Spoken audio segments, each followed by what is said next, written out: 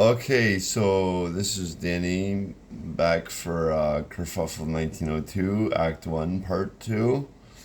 Just gonna start off by some acknowledgments, some other critiques I missed.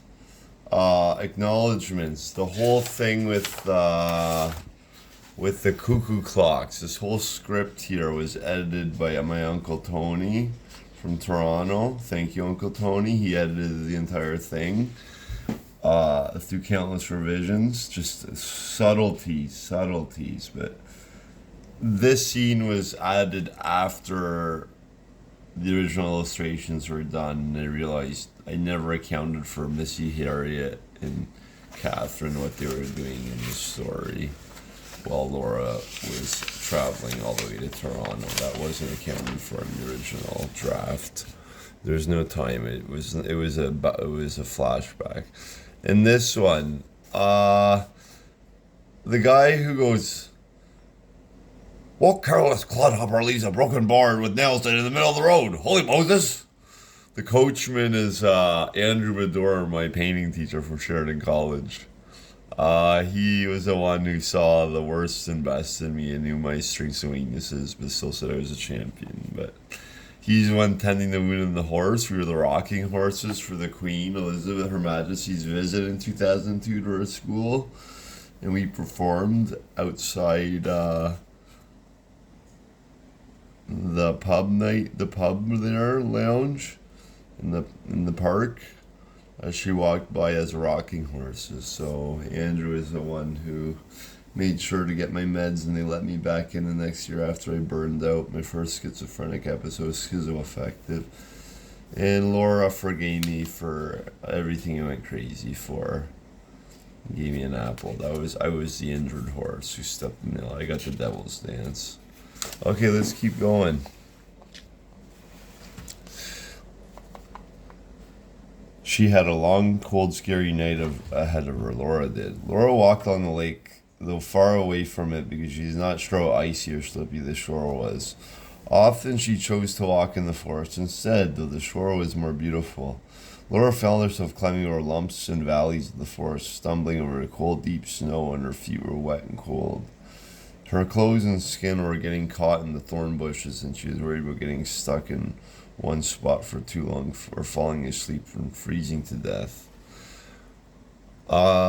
She was reminded by the heaviness of the cuckoo clock of what Mrs. Harriet said about keeping her back bent to the ground.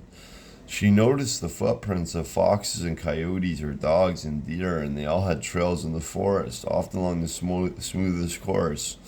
She still encountered those thorns as the trails went under thorn bushes. Laura looked in her bag of provisions and found a pair of pruning shears and was able to cut the thorns cleanly and quickly. She was moving faster. Still, Laura came across streams and even large creeks.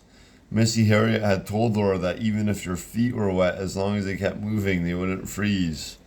She made sure she kept wiggling her toes. Missy even had waterproof leather stockings for Laura so she knew that water wouldn't get in. Usually she tried to stepping over the stones. Speaking of the creek, so sometimes she lost her balance. She still went on. One time she found a creek that had no stepping stones, though she noticed a log on the ground that was heavy, but she managed to drag it and push it far enough from the creek that she could jump the rest of the distance. A number of times she was crying from fear or frustration, the cold, and no one was around to hear her pain. Eventually, she came to a creek that was too deep to cross and realized she had no choice except to walk up the length of the creek. It took a while, but then she found a bridge and there were a few houses, though she did not dare knock on the doors, not knowing what they would think of the young lady stumbling like a confused creature through the forest with a dress on in the freezing cold.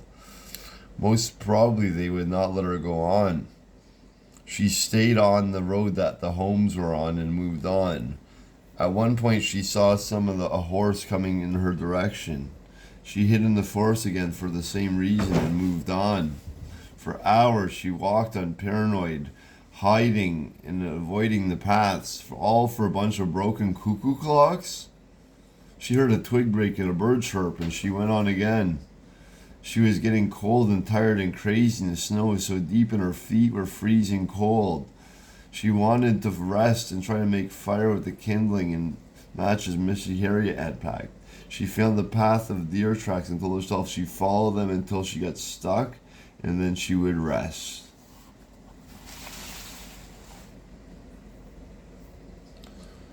She walked along them for a few minutes and to her surprise saw a small clearing up ahead in a little dale. She crept slowly to the edge of the slope and saw something strange. It was an Indian woman, maybe about her age, dressed in deerskin and reeds, and she was sitting on not a horse but a deer, a doe. She was scared and hoped not to frighten the Indian lady either, though she had already noticed Laura. She didn't know if the Indian lady spoke any English. Laura, hello? Who are you? Ojibwe women, Indian women, Ojibwa. And Laura didn't know what the Indian woman laughed or mumbled or if that was her name or her tribe, but she didn't want to ask her name again. Is it okay if I talk to you? The Indian woman did not say anything. Now the doe was looking at Laura too.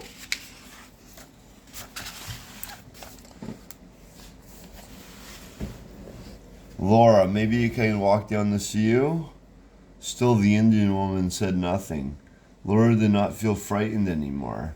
She walked down the slope more gently than she had during the whole journey, and with more balance she proceeded within a few feet of the two. Still she spoke not a word, just looking, though not scared themselves. Laura looked into the face of the doe. It licked its lips a little bit. Laura remembered the piece of the sugar cube she had saved and reached into her pocket and wrapped a little piece of paper. She kept it and held out her open palm to the doe, and slowly the doe reached her head out and licked it up. Is it okay if I pet her? No response. Laura petted the doe softly, back of her neck, her head, the small of her muzzle, under her neck. The doe reciprocated her affection. Laura did not know if the Indian lady spoke English, though they never thought though she thought if she would just speak honestly, maybe the sound of her voice would not be offensive. I need to get to the city. There are some singers I need help from. Some people want to smash all our cuckoo clocks, and if we thought the singers could help them sing them a nice song, then maybe they wouldn't want to smash all our cuckoo clocks. The Indian lady did not say anything, and neither did Laura. They didn't even move, just stared at each other. Even the doe was staring. For 10 minutes they must have been standing there. It could have been longer, though Laura wasn't looking at a clock. If she was cold, she didn't notice. This never happened before. She didn't know what to expect. After seemingly eternal silence in that glade, in that dale, in that forest, in that land, next to that lake, the Indian lady gently reached out her hand to Laura. Laura reached out and held it, and as if they were both moving in unison, the Indian lady helped Laura climb onto the back of the doe. Laura was worried maybe the two were too heavy for the doe, though she was sturdy as soft as Laura's weight was but a feather. Laura held on to the Indian lady's waist, as soft as velvety leather she wore. When Laura was sitting comfortably with her bag of provisions, with that big heavy cuckoo clock on her back that didn't feel heavy anymore, the Ojibwe princess whispered into the doe's ears, and doe cantered up its way up the side of the snowy slope in utmost grace, with the gentle leaps glided through the forest, up and down the natural paths Laura had seen where the animals had their footprints. Off they went along the forest, along the lake towards the city. Agile as the doe was, they zipped through the forest at a great pace. Laura had ridden horses, though it was never anything like this. She never once gave thought to the idea of riding a deer. For the first time since she started the hike, that she had a chance to observe the forest around her and the lake, and then they climbed up and down and leaped over creeks and brooks. They leapt over a wide, deep creek, and, well, you'd have to ask Laura if that was amazing. If it was that amazing. Laura even looked at the sky a little bit. She saw the Milky Way, and it felt like If heaven was up there, then it was also down here too. And she saw the crescent moon, and from reading the almanac the farmer gave her in the stagecoach, she knew it was waxing, it was getting bigger. Though the time it would have taken her to get to the city would arrive too late, they were actually going to maybe make it there in half an hour. At least that's what it felt like. The doe stopped at the outskirts of the forest, and without the Indian lady signaling to her, the doe. At least that's what the doe stopped at the outskirts of the forest with the Indian lady signaling to her. The Indian lady climbed up on the doe and helped Laura dismount as well. Laura tried asking in English anything she wanted to return. Yet again, she just stood there looking at her. She gestured to reach out the bag of provisions for something and maybe to give out, and reaching her out for the green apple from the boys in Grimsby. So now she fed it to the deer, and both ladies caressed and pet her. Laura smiled, and the Indian lady smiled too. They mutually gave each other a big hug, and Laura breathed many great breaths.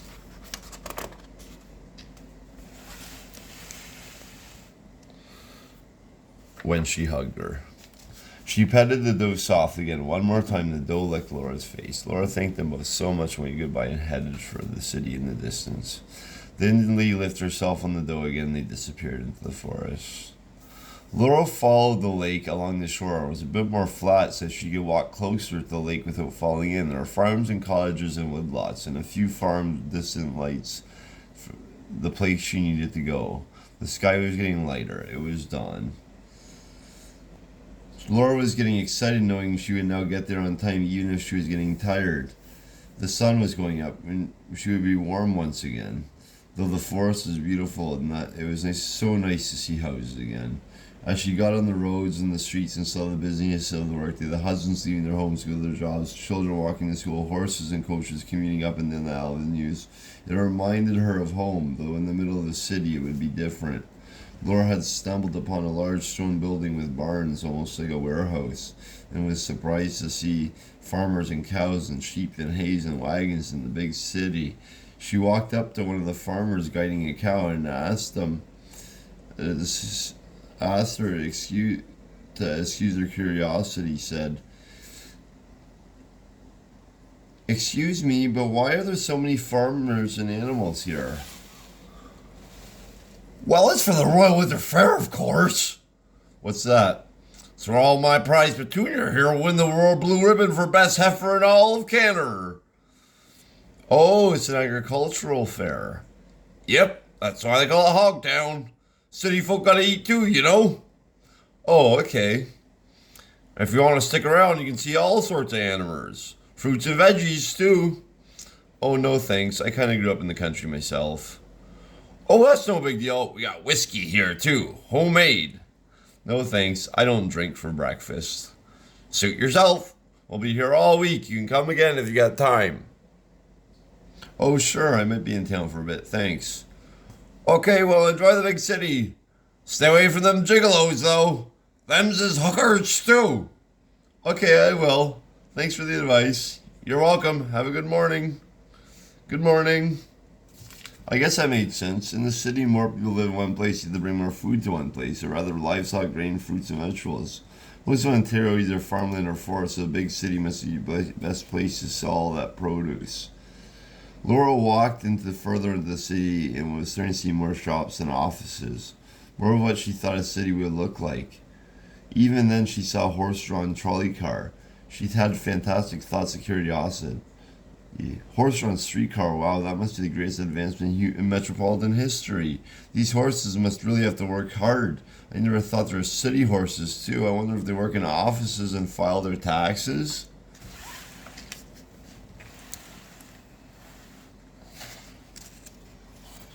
Now she was really getting downtown and things were really getting busy. She saw Toronto Island Peninsula just off the waterfront and wondered if there were more Indians living off there like she saw in the woods. She stayed close to the lake because she wanted to see if the shipment's corner on the other side.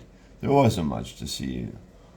Often when Laura and St. Catharines and summer outings in Lakeside Park near the mouth of the Welland Canal on Ontario side, they would see North York if it was on the other side. They could faintly see a few tall buildings and not yet the other way around. There weren't many ships taller than 3 or 4 stories shops taller than 3 or 4 stories in Shipman's Corner, and they were further inland. A bit further along the shore, closer to Toronto Island, Laura saw something else, something that was weird. When the ice was starting to form, there were piling bags of garbage. The garbage, mostly broken wood crates and old fruit vegetables, bits and pieces of scrap metal, nothing Laura wouldn't throw out. But there were steel drums out there too, and Laura didn't know what was in them. I guess when the ice melts in the spring, all sinks in the water and disappears. I wonder where it goes. Maybe Jules Verne knows where it goes. Laura walked to the north of the lake, Queenston, where Mel Firstman Square was.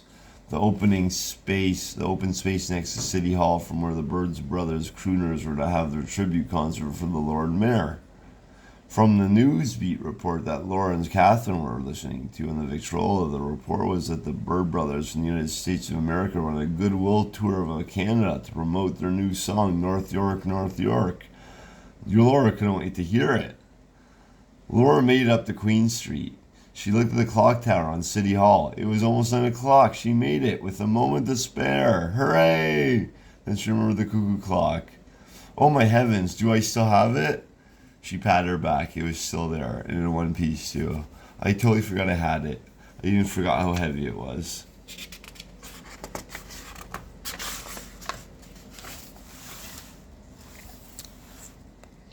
The crowd was thick.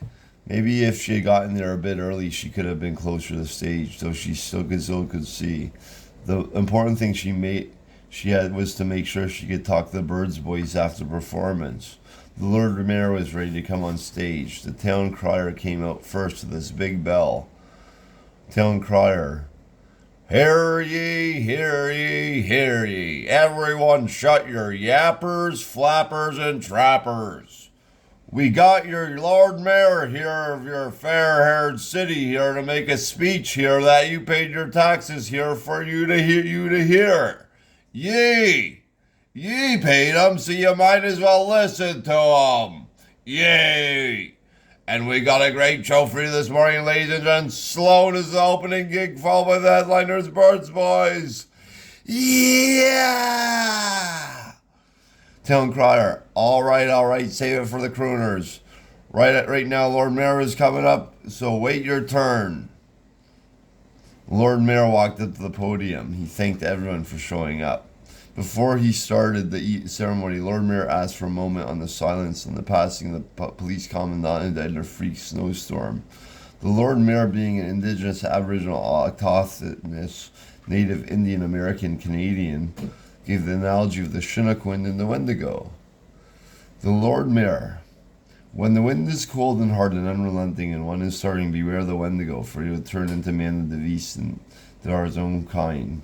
The Chinook wind is a warm, strong wind of the mountains, that although powerful will remove the bitter bite of this cold, insatiable hunger. The Lord Mayor prayed to the Creator for all the benefit of the Commandant's spirit and asked him to give the spirit peace, and the fact that although he life in a bitter cold, he did not turn on his brother and sister. A moment of silence to honor his spirit. Amen. Amen.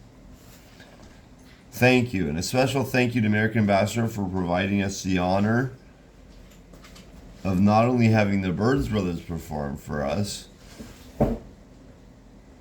swell sloon and tunes, yet also a song dedicated to our own city of North York. So without further ado, ladies and gentlemen, the Birds Brothers. Ring, ring, ring, ring, ring, ring, ring. Now wait just a minute, Lord Mayor. Sloan is supposed to go on first. Let's hear it for Sloan. Hey, North York. It's great being here for the 350th time. We hope you didn't get sick of us at the 250th. No way. That's great. Hit it. All we see is the mellow line. If we admit that we are wrong, you can admit that you're left. And the folk tales that you don't tell are full of lots with jokes swell, and the folk tales that you don't tell are full of lots of jokes swell. Yeah, yeah, yeah. Thank you, New Year's North York. You're wonderful. Good morning. Birds Brothers are up next. Enjoy the show. Crowd. Yeah, Sloan. Sloan. Sloan. That's great. Let's hear it for the bunch of newfies. They're from Nova Scotia. Okay, sorry. Let's hear it for the bunch of novies. Yeah, Sloan. Sloan. Sloan. Town crier. And now for your swoon toning pleasure. You've been waiting for all morning to hear 'em. The top of the totes, ladies and gentlemen, the Birds Brothers. Dino, Sammy, and Frankie, and two other guys equally as decent human beings, though maybe they didn't get noticed as much as the other guys known as Joey and Petey. A shoe shine boy who kept shining their shoes even when they were walking on, appeared on stage. Sammy. Hey, man, you cats ready? Dino. I was ready when my wife told me to sleep on the couch. Frankie. Hey, guys, we're supposed to be saluting the citizens in North York. Joey and Petey. We was thinking what you guys was thinking, too. Dino. Well, that's the case, so let's give it up for North York. Hit it, Sammy. A 1, a 2, a 1, a 2, a 3, a 6. Stock on it, then,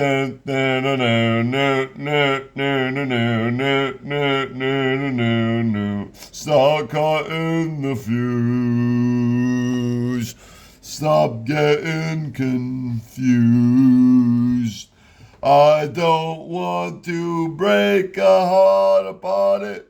I don't wanna blow a fart upon it. It's old New North York. I'll pay the stagecoach fare to get to Melfersman Square. It's up to you, North York, North York.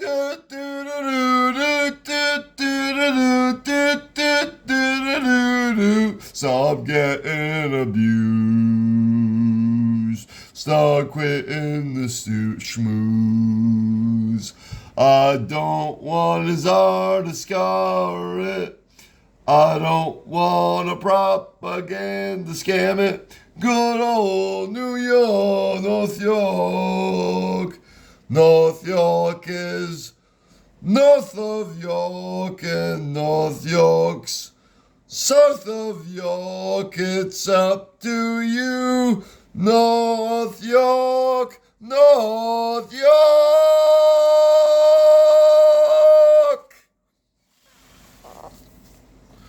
Woo! Yeah!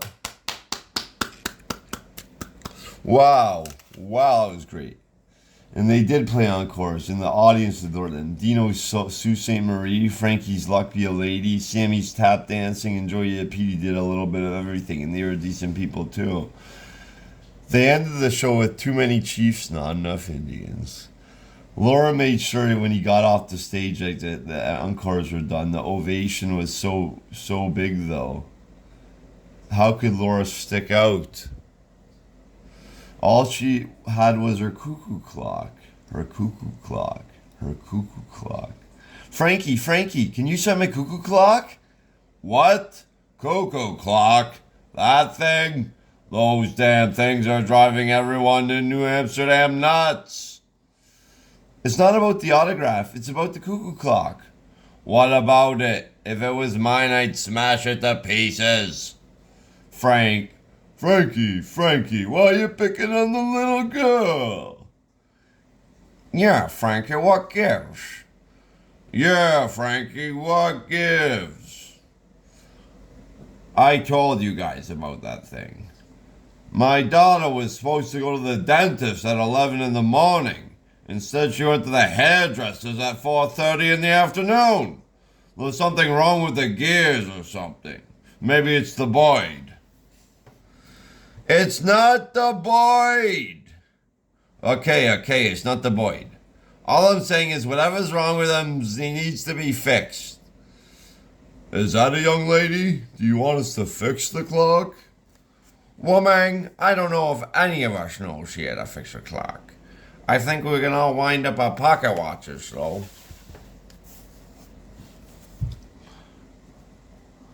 It's not about fixing the clock. The clockmaker is working on that. It's the smashing of the clocks that we're trying to stop. Well, maybe smashing the clocks would be an improvement. Oh, come on, Frankie, would you knock it off? Gee whiz. Alright, sorry, I'll button my lip. Alright, lady, what's your name anyways? Laura.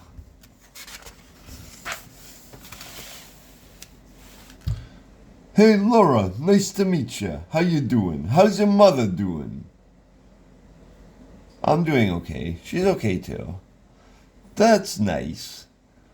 So, Laura, why is it you don't want people to be smashing these clocks?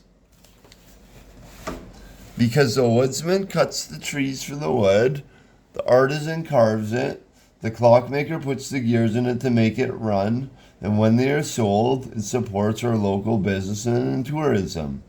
And Missy Harriet says she's had the clock for 10 years, and she's never missed an appointment. Missy Harriet said that maybe we don't even have to smash all the clocks that don't work properly, just the ones that are doing bad things, and maybe not even smash them completely. If a clock doesn't work, you can still hang on to your wall and it looks nice. So what you're saying, Laura, is that to make it gives people jobs, and if it's doing something bad, you just break the part that's the bad part. And if you don't want to use it for that bad part, you can just use it for something else. Like hang it on your wall because it looks nice. Yeah, something like that. I'd have to talk to Missy Harriet about it again. Which part of that clock needs breaking? Frankie! Sorry, I'll shut up now. Missy Harriet says there's nothing wrong with this clock because as long as she's had it, she's never missed an appointment. Who's Missy Harriet? She runs the chocolate shop in Shipman's Corner. What? Where's Shipman's Corner? It's on the other side of Lake Ontario, directly south of here. Well, I figure if this Missy Harriet lady never missed an appointment with this clock, then maybe this wasn't the clock she was making appointments with. She was probably using a different clock that actually worked properly. Yeah, I guess that makes sense. So why is this clock driving everyone crazy? Because it's a cuckoo clock. It's crazy. It's nuts. You want to schedule life around a crazy clock, you're going to go cuckoo yourself. Gee, Frank, that's the most rational thing you've said all day. Thanks, I'm trying. Cuckoo ka-choo. Cock-a-doodle don't. Good one, Sammy. You too, Frank, but I think I heard that one before. We seen one flew over the cuckoo's nest. Yeah, that's a good show. I think it won a few Academy Awards. Michael Douglas directed it. Jack Nicholson was in it. We heard that Michael Douglas's father, Kirk Douglas, wanted to star in it, but they picked Jack Nicholson instead. That might have been true, though. You better double check your facts. That Nurse Ratched was a bitch. Frankie, did you ever think that maybe she wasn't a bitch? That maybe you were too horny for your own good? Sorry, Dean, that's probably true. Enough Hollywood gossip. Let's save that for the tabloids. They're the professionals. Sorry about that, Laura. We're worse than a knitting circle. So what is it exactly you want us to do about these clocks? There's a barge full of angry clock owners on their way to Shipman's Corner with the intent not only get their money back to smash all the clocks we have. Hey, man, that would cripple their business and tourism. And devalue the livelihoods of woodsmen, artisans, and clockmakers. Businessmen, too. Well, we don't mind if they smash the bad clocks or the bad parts of the good clocks, just not all of the clocks. And we will give them a refund to replace any broken clock with one that works properly if they don't have a receipt. That's okay too. The artisan who makes them should be able to recognize his own design. So one more time, Laura. What is it you want us to do? We're hoping you can when that angry barge full of clock owners tries to enter Shipman's Corner, that you guys will sing them a song that will soothe the savage beast and will still let them smash the bad clocks. They came all that way to smash something, so we wouldn't want them to go home empty-handed. And we can even take the birds of the clocks if people don't want to smash the birds. Frankie, there's a bird in a cuckoo clock? Joey, Petey, why don't you take Frankie for a walk and for some espresso and cigarettes? I think he's losing his cool. Sure, Dino. Hey, Frankie, how's your daughter doing? Is she still single? Mention my daughter again and I'll punch both of you in the teeth at the same time. Sorry, Frankie. Soothe the savage beast. I think we can put something together. Listen, Laura. I'm going to talk to a conductor, manager, and ambassador too to find out if we can add one extra stop on our goodwill tour. Really, Dino? You mean it? For you, sweetheart, anything. Yay! Thank you so much. You saved us. Don't mention it. By the way, Dino, you gotta cut back on the suntan. Your skin kind of looks like a piece of prosciutto. You know, my ex-wife told me the same thing. Thanks for the critique. And you shouldn't smoke and drink so much. It's bad for your health. You know, Laura, when you get to my age, you realize you don't want to live forever. You want to enjoy the time you have. Capiche? Sorry, Dino, capiche. No worries. Laura, my dear, we set sail for Shipman's Corner today. Oh, thank you, Dino. Thank you, guys. Thank you, God. Don't mention it, sweetheart.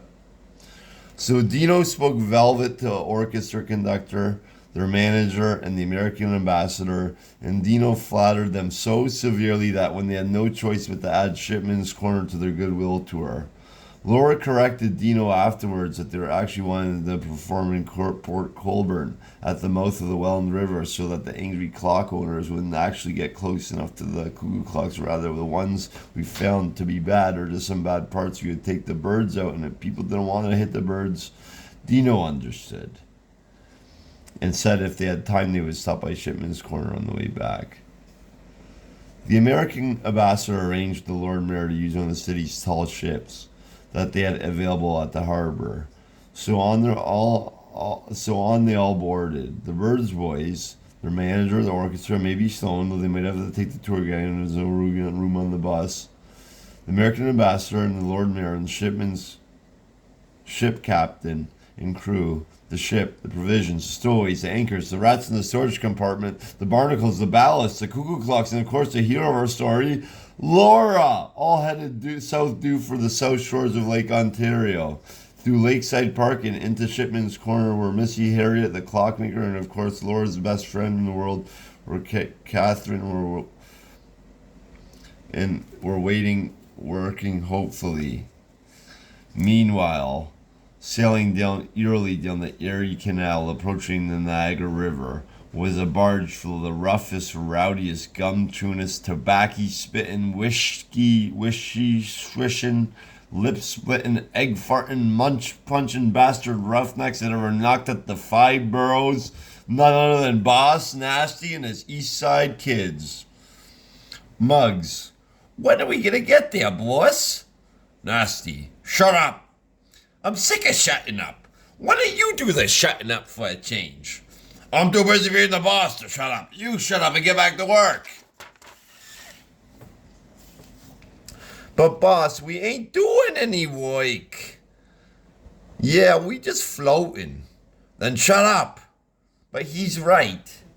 The motor's doing all the work. We're just doing is sitting around. The only time we work is when we have to steal more fuel. Shut up, steal more fuel, shut up. Boss, so who exactly do you want us to smash them clocks? Why do you want us to smash those clocks again? Because I'm in charge, that's why. Shut your mouth, I'll smash you. Boss, you gotta have a reason. You wanna know why?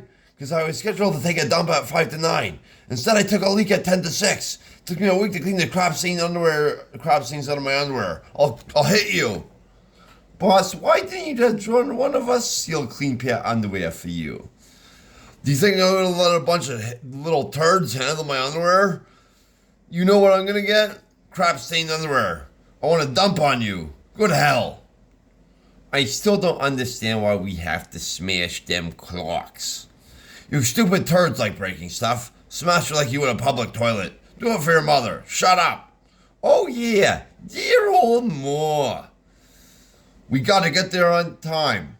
I don't want those stupid gum shits knowing we're gonna go on to smash all their Kluger clocks before I get there. I'm busy. Blah, blah, blah. I just threw up on my shirt. Does anyone have time? Blah, blah, blah. Boss, I think it's time you change your underwear. Gah! Come on, boss. It's the third time in 3 seconds. Just tell me what time it is, you piece of crap. We don't know what time it is because we smashed all the clocks. Why did you do that? Because you told us to. Well, smash them again until they work. Okay, yes, boss. So the East Side hooligans, only following Boss Nasty's orders, began to smash again the cuckoo clocks that they had already smashed, and this wasn't even the first time it happened. As the boys smashed, Boss Nasty thoroughly reminded them to keep their mouths shut, and they came upon a strange raft rowing in the same direction as they were. On it were 4 men.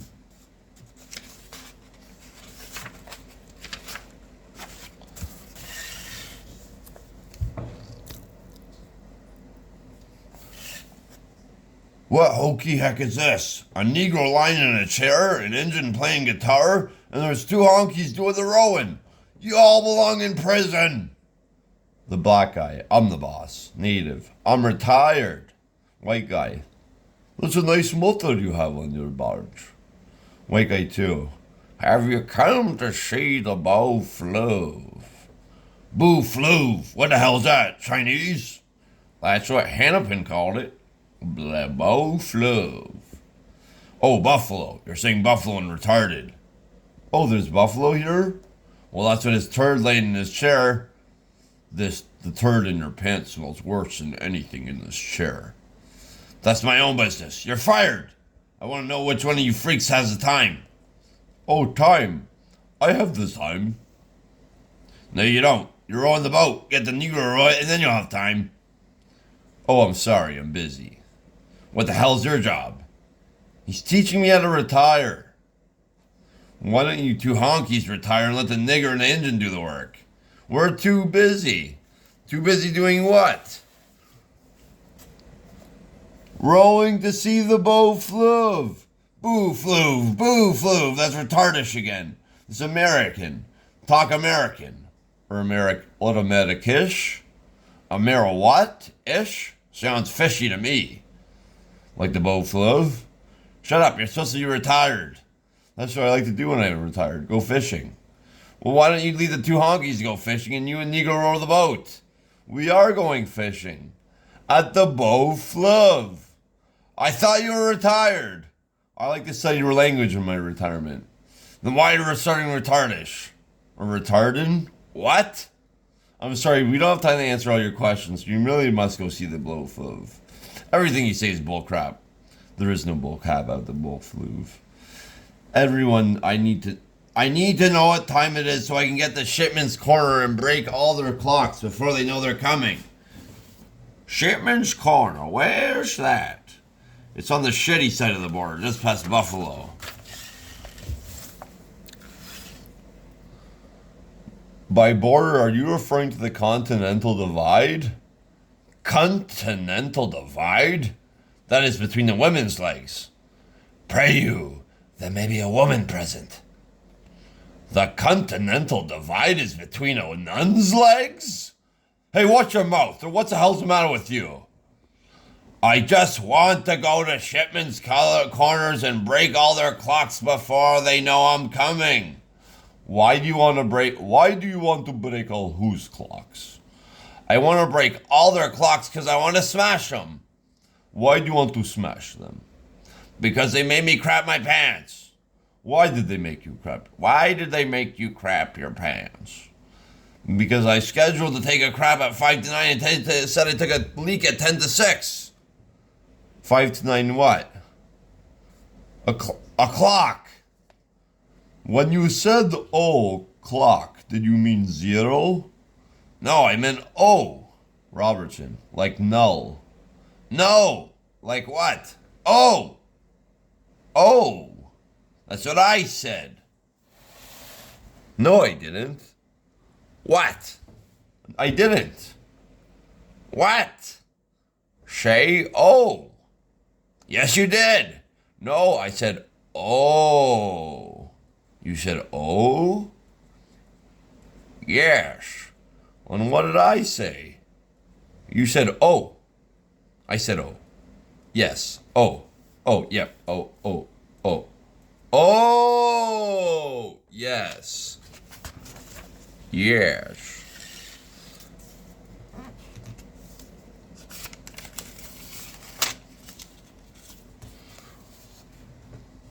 Why do you want to go to Shipman's Corner and smash all their cuckoo clocks before they find you're coming?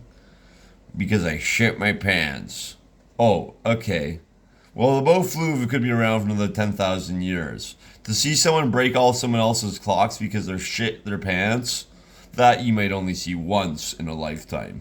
Maybe we ought to check that out instead. Okay. I guess we'll see you there. Sure.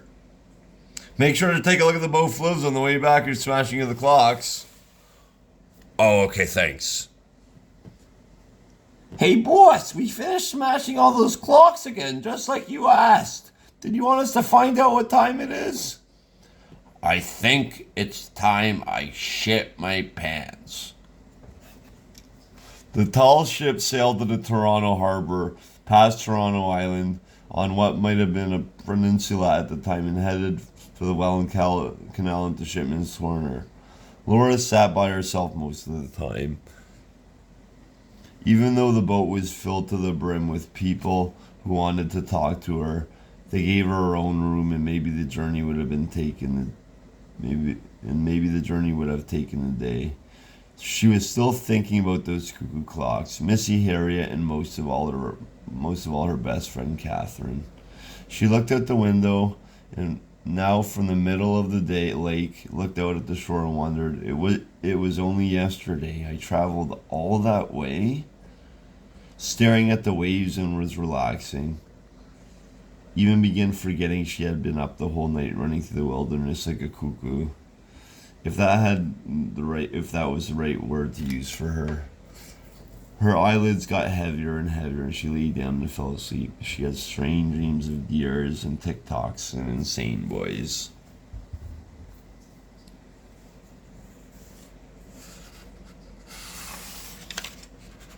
So that is Act 2, Part 2. I thought some of that was just comedy gold. I don't know. I never got to read that. That's fun. I messed up Twain's. I wish I could do Twain's, because Twain is the one.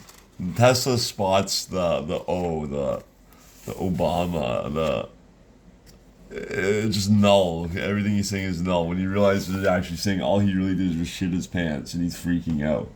And nothing to do with the clock. You can't just blame it. You shit your. What if he had diarrhea? What if he had too much fucking chili or something? You know, it is funny. And he blames on the clocks, and they deconstructed them.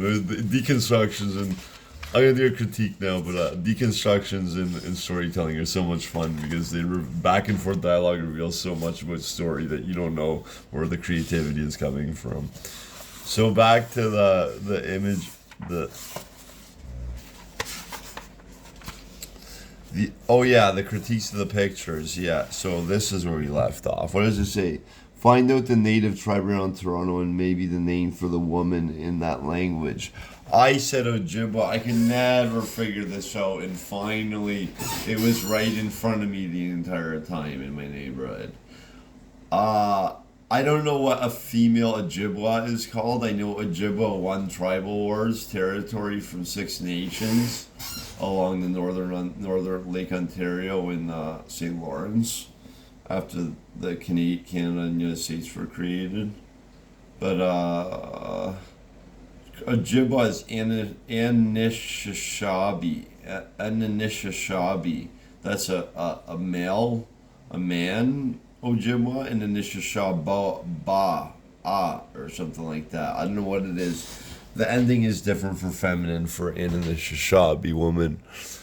Uh, Very beautiful drawing, fantasy. I had so many fantasies about natives riding does. It's impossible. I don't think it's ever been domesticated in that fashion to ride them as as as traveling animals.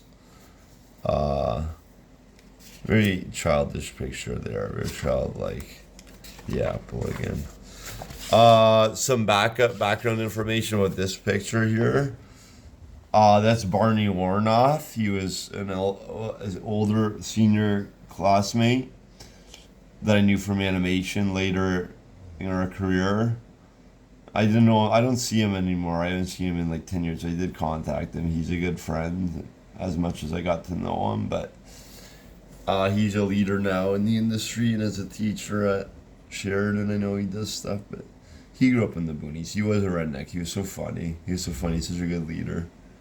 I thought he would be perfect for this because he's the redneck who got gentrified in the city. You know, so I'm not saying anything you wouldn't know about him. People wouldn't know about him. It's private, you know. Barney was just a really crazy, serious guy.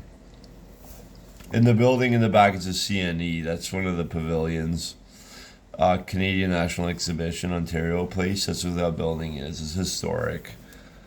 And the neck of the cow is messed up. That wattle should extend to the muzzle. It's not a proper cow right there. I messed up the muzzle on the cow. This is the old City Hall by Mel Lastman Square. The new City Hall is called Mel Lastman. Oh no, it's Nathan Phillips Square. Mel Lastman Square is in North York. North York is north of Fort York. And York region is north of North York. And that's why North of York, North York is north of York, and North York is south of York. It's up to you, North York, North York. I drew that this is the hot ice rink. The arcs or the lighting fixtures are held up on the over above the ice rink at the city hall. I turned them into wood. That didn't exist. The building existed 100 years ago, but not the wood pilasters or whatever arcs. They're actually metal. They wouldn't have existed in wood. There's no construction of wood like that.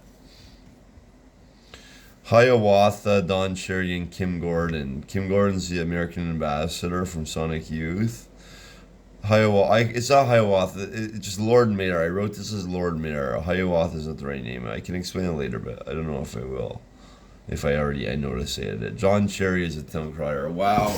Everyone shut your yappers, flappers, and trappers. Your fair-haired mayor is here for ye to hear. So you pay our taxes for him, so you might as well hear him. Yee. It'd be hilarious to get Don Cherry to say that. It's fucking hilarious. Sloan. Oh yeah, the little cards. What do they say? Ask Kim Gordon, the American ambassador, if she'll write her own speech. Yeah. I don't think it's going to happen. I don't think she cares. Unless someone actually noticed me as a professional. I don't know. Am I an amateur? I don't think I am. I don't think I'm an amateur musician maybe. Have country band the Sadies perform if Sloan won't. This could happen, but if those who are Sadies fans, Canada's greatest or most legendary country band, Dallas Good, the brothers Good from Sadies, the frontman, died a couple of years ago or last year, and we actually played with the Sadies this summer with the Rocking Horses. We opened for them without Dallas. I got to meet Travis and the band members, which was an honor, but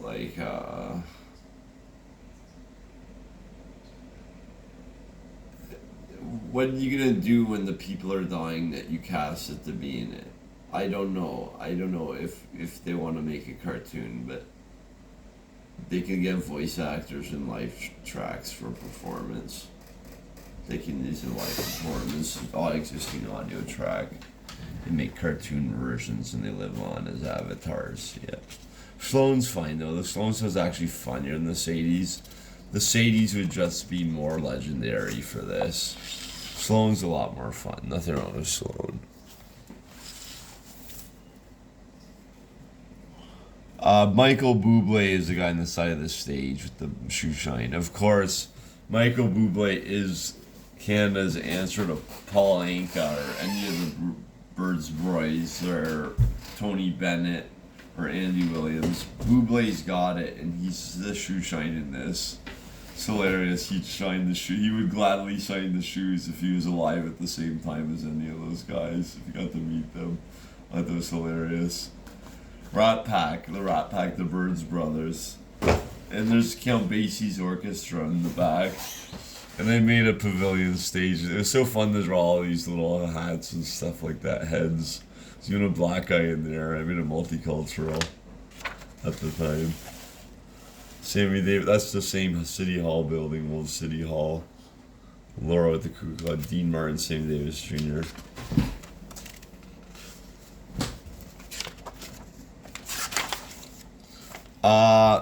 Mark Twain, Nikola Tesla, Robbie Robertson Obama. That was in the dialogue. That was the mystery American boat. All these great American icons. And the worst American icons, or not the worst one, Boss Tweed, the most notarized with the caricature Boss Thomas Nast and Boss Tweed. And there's Leo Gorcey, who I mentioned before in one of my Danny Side sketchbooks. Leo Gorcey was very depressed. A child actor, and then she became the Bowery Boys after the East Side Kids. They raised those kids into act. They were actors their entire lives, even from childhood. They never had real lives. Tall Ship is the Empire Sandy. That's what it says there. Tall Ship is the Empire Sandy. I know ships that are actually don't have open rails like that because people can fall in. They might partially have that, but I wanted to show detail. I fudged the boat a bit. I made it a fake boat so you can see the rail. Laura is sleeping right here in the picture. If you can see that, here I'll fix that. Laura's sleeping right here. You can see her head in the zoom in. Yeah, that's it. Okay, so that's been Kerfuffle of 1902, Act 1, Part 2. We'll get on to Act 2, which is the showdown, the rising action to the showdown, and then it's going to be good. All right, cheers.